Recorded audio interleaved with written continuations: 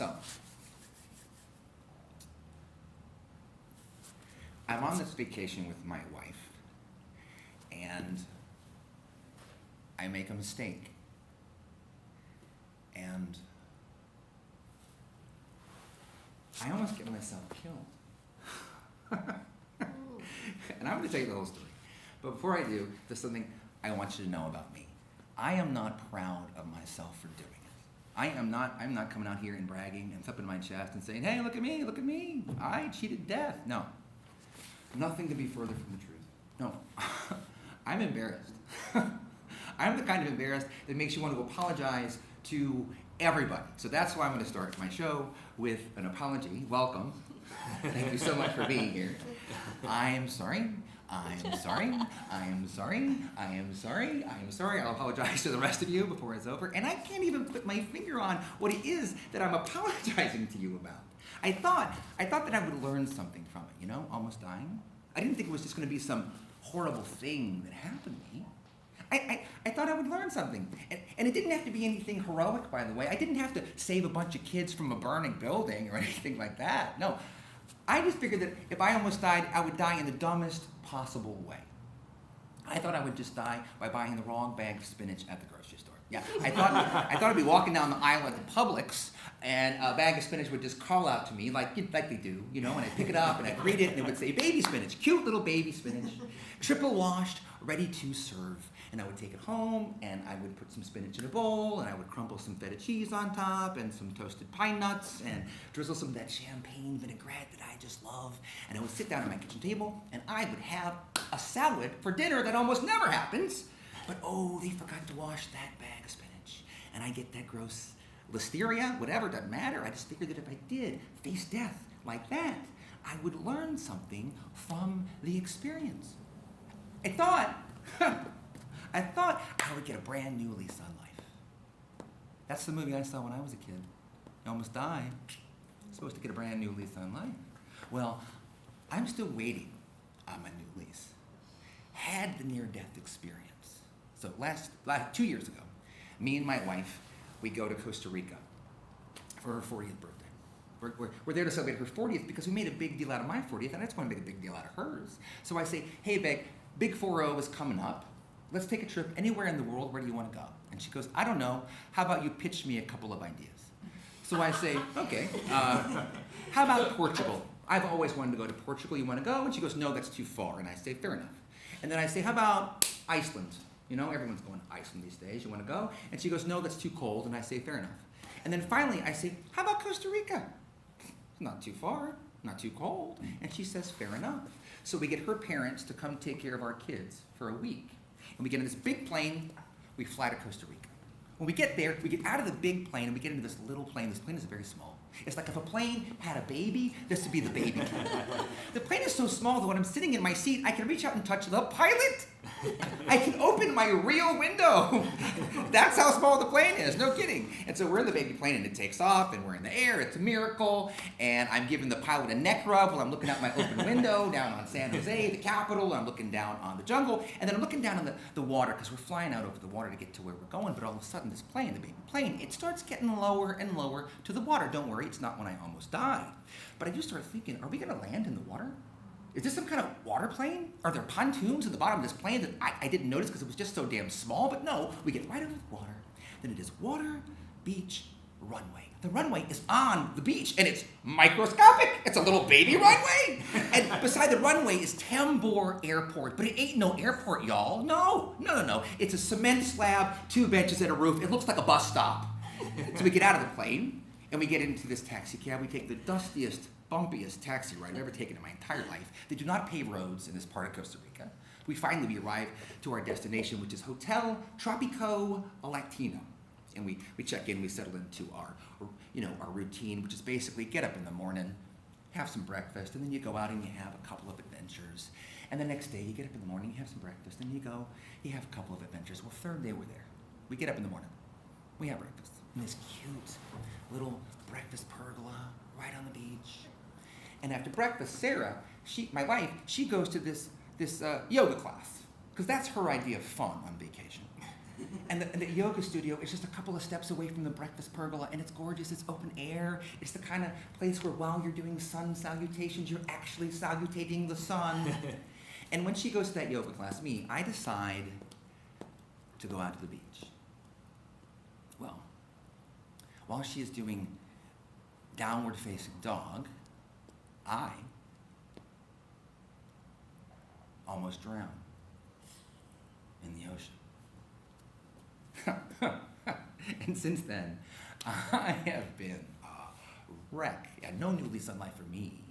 A lot more crying in the car, so does that. I mean, I wish I could come out here and tell you my inspiring story. I do. I wish I could come out here and tell you that I made a mistake and I got in that ocean, but I fought and I struggled, and somehow, against all odds, I made it back to shore, and that just goes to show you that you should just never give up, never give up, never give up. Because if I can get out of that big, scary ocean, you can get out of whatever big, scary ocean you're in, but I can't come out here and tell you that. Because that's not what happened. It's like I did die out there that day. And that sounds really overly dramatic, I know. It's like one Greg ended out there in the ocean that day, and whatever new Greg I'm supposed to be, it just hadn't started yet. I'm in between Gregs.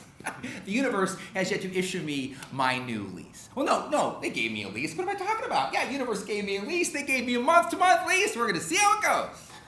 It's not like I'm not alive. I'm alive, and I know that. I'm very grateful to be alive. It's just, I think the universe is waiting to see what kind of tenant I'm going to be before they issue me the new lease.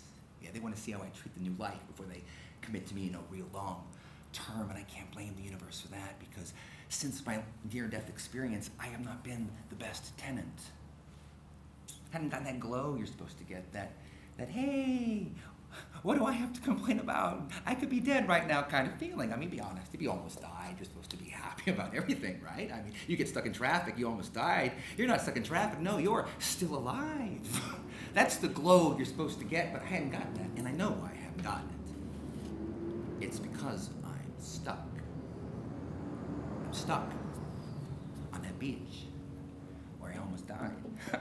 Whenever my mind goes slack, like, picking up the kids from school, whatever, I am right back on that beach. And I keep replaying the sequence of events that happened to me on that day over and over and over and over again. But no matter how many times I replay it in my brain, I never get to the part of the story where I may get out of the ocean. No. I'm just sitting on the beach, and I'm getting in, and I'm almost drowning. And then I'm sitting on the beach and getting in, and almost drowning. And it's like I forgot how it feels to make it back to shore. That's the feeling that I want to feel that I am not feeling. I mean, I almost died in the ocean. True story, but I made it out. I'm here talking to you about it, right? I mean, that's what the new lease on life is. Looking back on that time when you almost died, but didn't, as proof that you're supposed to still be alive. Instead of the way I look at it, which is proof that the universe is trying to kill me, but just hadn't figured out how to do it yet. I'm stuck. I'm stuck. I'm stuck in this loop. I'm stuck on that beach. This beach right here.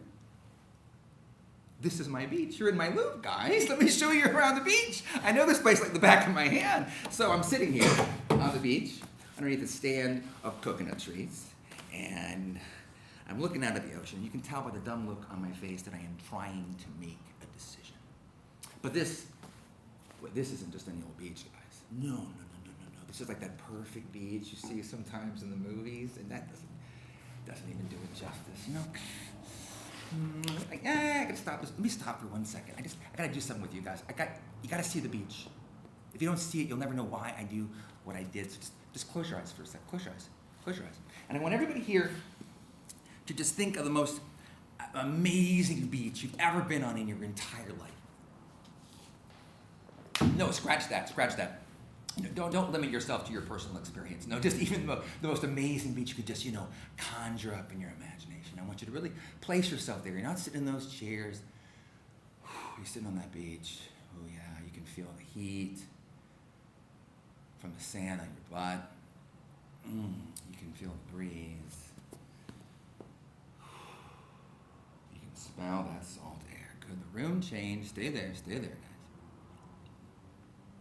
So everybody's just sitting on your own little personal perfect beach. Now I want you to think that beach you're sitting on, your beach, It has a younger, hotter sister, and that's the beach that I'm on up here. Oh, yeah, you can open your eyes. Yeah, this beach has that kind of beauty that's just going to piss you off.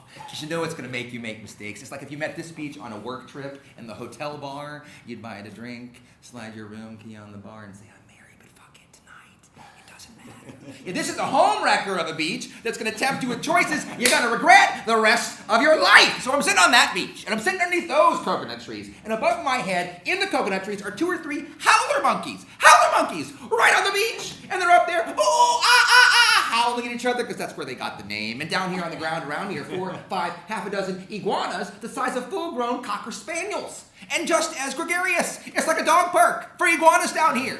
And they're scampering around the sand, and the sand, oh my God, the sand, so soft, so white, perfect sand. But it's not just sand, just a couple hundred feet over here, right on the beach, are these sheer rock cliffs that transform into these fierce rock outcroppings that jut way out there into the water. When you look out there, you can see the waves just slamming against those rocks, throwing the water high in there. When I see that, I remember when I was a kid, I used to sneak out of my bedroom at night when I was supposed to be asleep, and I would creep down the hallway, and most of the time my dad, he would bust me. But every once in a while, I'd make it all the way to the living room, and I'd hide beside the couch. And my parents would be sitting on the couch, watching a movie, and I would hide there, and I'd watch the same movie that they were watching. And on the TV, there was another man and another woman on another couch. And the man would lean over and kiss the woman, and then he would keep leaning and press his body into hers. Then the camera would pan from the couple on the couch over to the doorway to the bedroom. Music would swell, and then they would cut to footage of waves crashing against fierce rock outcroppings. And this is the beach they must have come to get that footage. This beach is hotter than watching Rock Hudson pretend to have sex with Doris Day. People from all over the world come right here to this beach. They come to Playa Carmen, Santa Teresa, Costa Rica. They come here for one reason. They come here for those waves. And when you look at them from way underneath the coconut trees, they look like just ripples. But they are not just ripples, no. They are the biggest waves I have ever seen in my real life or in my just conjured up in my imagination life. I never even imagined waves could get this big. They are monsters.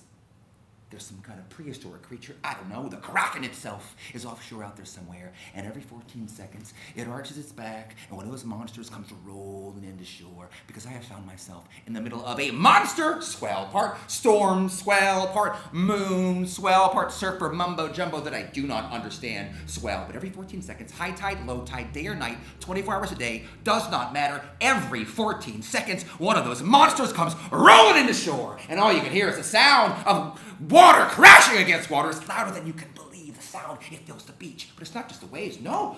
All of my senses are being tempted by the beauty of this beach. The crashing of the waves, the howling of the monkeys, the iguanas walking up way closer to me than I ever thought would actually occur in nature. But I'm resisting all this temptation until I see them on the horizon.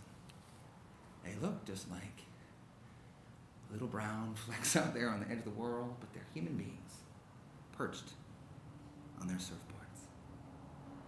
And every once in a while, one of those little brown flecks catches the back of one of those monsters, and they ride it all the way to shore. Because that's the decision I'm trying to make underneath the coconut trees. I'm trying to decide if I'm going to get out there and those monster-sized waves. But only 2 types of people get out in those waves. 2 types.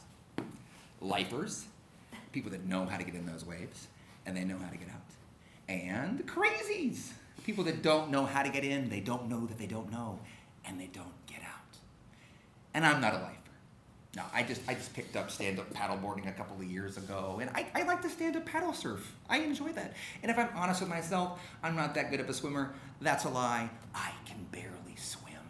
Oh yeah, watching me swim is like watching 2 14-year-olds make out. You want to avert your eyes, because what's happening just should not be happening. It's all elbows and flailing, and where do I put my mouth so I can breathe? If you saw me swimming, you'd say, "Hey Greg, stop that." The water does not want to be touched like that. That's what me swimming looks like, inappropriate touching. So I know, I got no business getting down these waves. So I come to my senses. It's like I wake up from a dream, and I pull out my cell phone. I tap in this message, verbatim. "You're right. The waves are too big. I don't think I can get in. Let's try again tomorrow." And I'm just about to text that message to this local guy. He's a local surf guru that I found on the internet, and I hired to meet me here underneath the coconut trees to guide me into those waves. So I write that message. Problem is, I don't press send. Should have. But I didn't. I just sat there, watching the waves.